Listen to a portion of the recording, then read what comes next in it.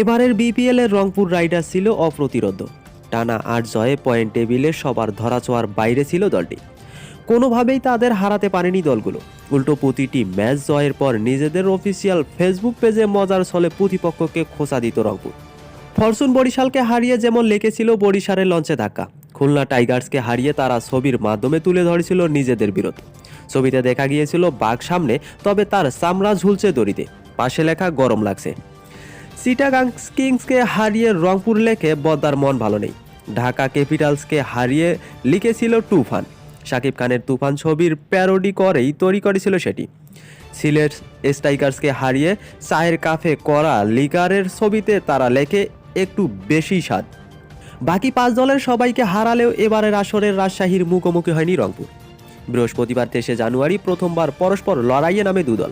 সেই লড়াইয়ে রংপুরকে 24 রানে হারিয়েছে রাজশাহী। ম্যাচ জিতে রংপুরের ফর্মুলায় মজা নেয় দলটি। দুর্বার রাজশাহীর ফেসবুক পেজে দেওয়া ছবিতে দেখা যায় দেয়ালে থাকা রংপুর রাইডার্সের ছবি মুছে দিচ্ছে রাজশাহীর ক্রিকেটার। হাতে বালতি, ছবিতে লেখা আহো ভাতিজা আহো। আর ক্যাপশনে রাজশাহী জানিয়েছে রং মুছে গেছে দেয়ালের। দুর্বার যখন ফর্মে, প্রতিপক্ষ তখন অন্ধকারে।